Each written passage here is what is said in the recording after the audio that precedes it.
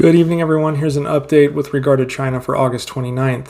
Now, the United States has sent 2 Navy warships through the Taiwan Strait in the first naval transit for the U.S. through the waterways since Chinese-U.S. tensions kind of bottomed out over the visit of House Speaker Nancy Pelosi. It's worth noting that since Nancy Pelosi visited, an additional 2 U.S. delegations carrying U.S. congressmen have visited Taiwan with far less fanfare.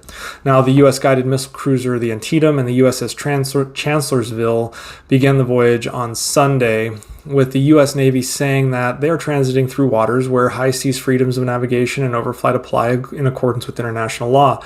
China says that they are prepared to thwart any provocation and will be monitoring the situation, but so far have not interfered with the movement through the strait. Just for reference, the Taiwan Strait is about 81 miles across at its most narrow point.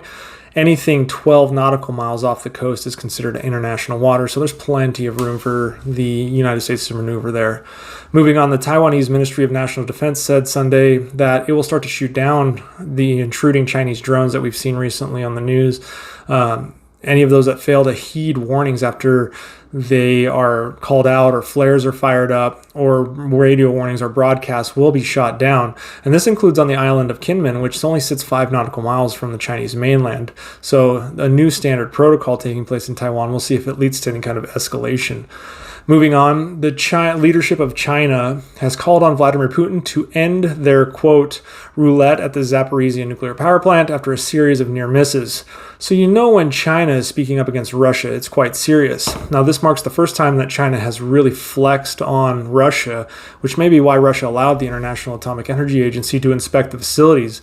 Beijing warned Russia that an incident might cause not only a serious accident from an ecological stance, but also it could draw the ire of Western nations and force them into a more broad response, which China nor Russia really want.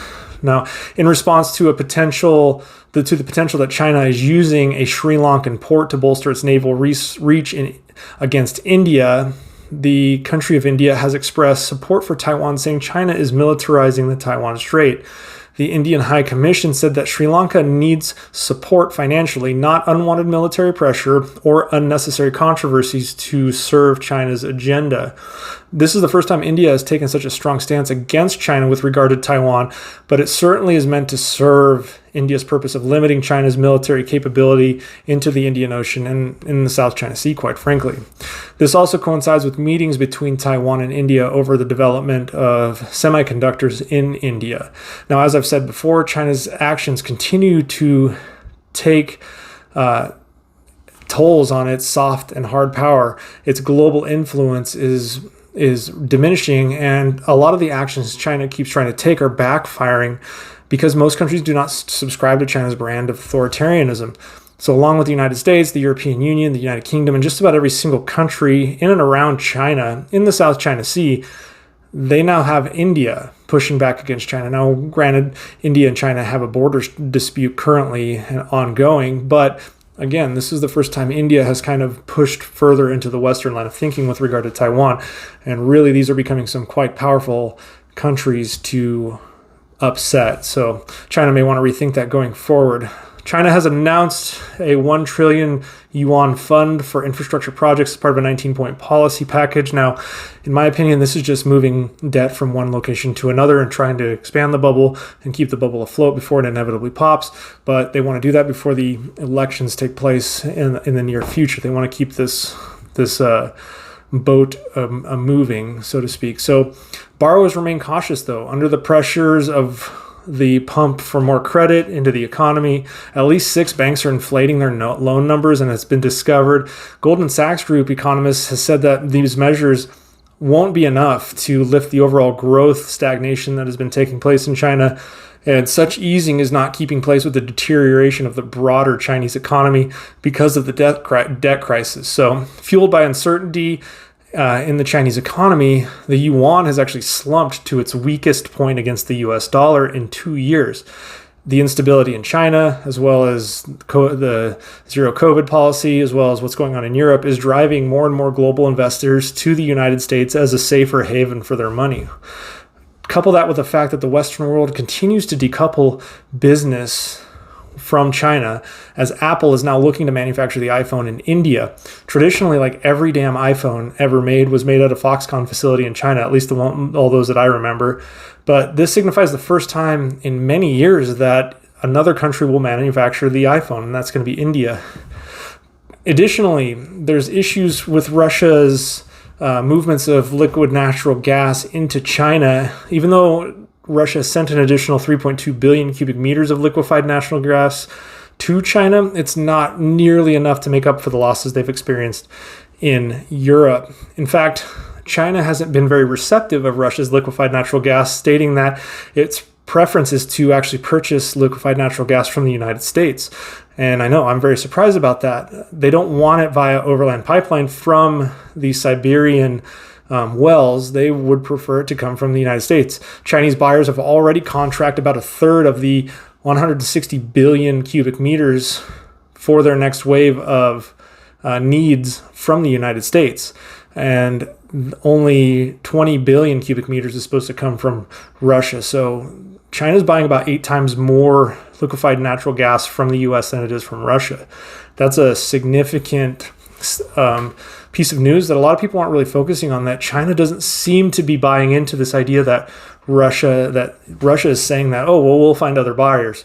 Well, China ain't going to be one of them. So China does have a big problem, though, with pensions. And this came up in 2019, but COVID kind of pushed us to the back seat. Incidentally, kind of in a nefarious way, it seemed to be killing off a lot of their old people in China, but continues to be a problem. In 2020, those that are 60 and older now are actually exceeded those that are 14 and under for the first time ever in the history of China. And there's only 2 other countries that have this problem, Japan and South Korea. The United States is not even close to this being an issue. So because of this, China's pension systems are drastically underfunded.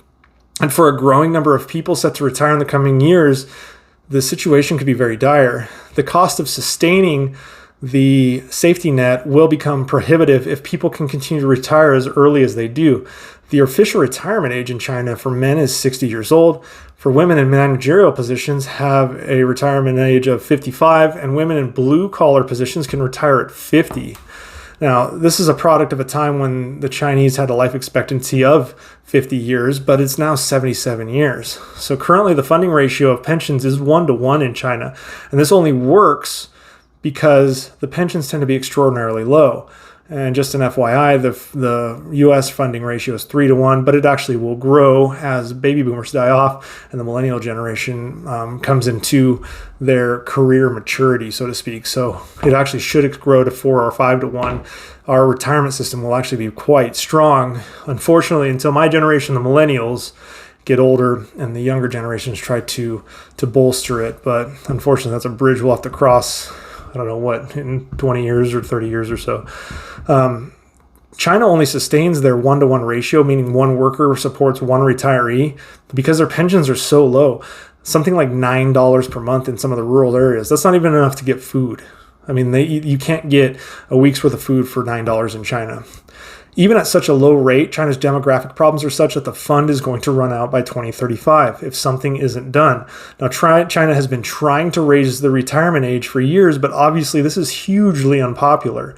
It's hugely unpopular anywhere. That means you got to work longer, and people don't like that. So even though it's unpopular, China is expected to grow the retirement age or raise the retirement age slowly through 2025, but they haven't started this and they haven't even announced what that rate will be. Regardless of whether they raise it or not, China's prospects are very grim, especially for the elderly. Coupling this with the investment crisis due to people losing all of their pensions because of the terrible real estate investments in China, causing bank runs, and the general economic decline in China, and the elderly in China are now forming an unfortunately termed elderly pauper class. So this is something that China is going to be dealing with for decades as their aging population grows far more than their births. And it's going to be a very ugly situation if you're an elderly person relying on a pension in China. But that's all I have for this evening. Have a good rest of your evening, everyone.